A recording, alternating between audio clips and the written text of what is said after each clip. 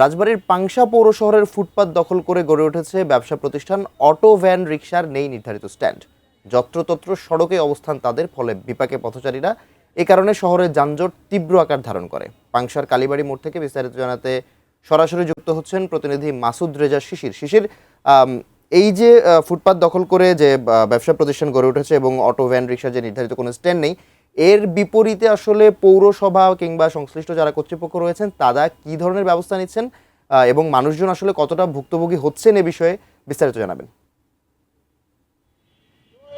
ধন্যবাদ আপনাকে। আপনি যেমনটি বলছিলেন, আসলে রাজবাড়ীর পাংশা পৌরসভাটি প্রথম শ্রেণীর পৌরসভা। এই পৌরসভার যে সমস্ত সড়ক রয়েছে সেই সড়কের পাশ দিয়ে কিন্তু আসলে ফুটপথ বলতে যে জিনিস, সেই জিনিস কিন্তু আসলে নেই।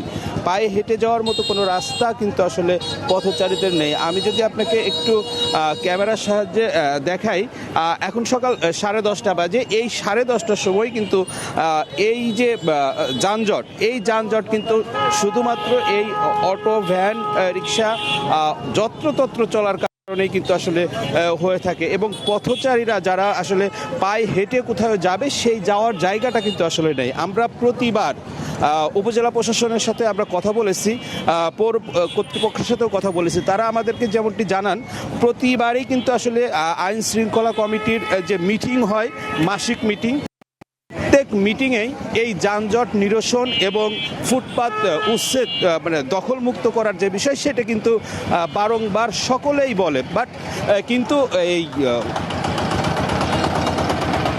আলোচনায় থাকে, আলোচনা সীমাবদ্ধ শুধু ওই উপজেলা পরিষদের যে হলরুম, সেই হলরুম পর্যন্তই কিন্তু এই আলোচনা থাকে। হলরুমের বাইরে এসে কিন্তু যে কার্যকর যে পদক্ষেপ, সেই পদক্ষেপ কিন্তু আমরা এই 36 বছর পৌরসভার কিন্তু একটিবারও লক্ষ্য করিনি। মাঝে মধ্যে কিছু উচ্ছেদ অভিযান আমরা দেখেছি, একদম সীমিত, একদিনের পরেই কিন্তু আবার যা ছিল তাই অবস্থা হয়ে যায়। এই ছিল রাজবাড়ীর পাংশার কালীমোড় থেকে আমার কাছে এই মুহূর্তে সর্বশেষ।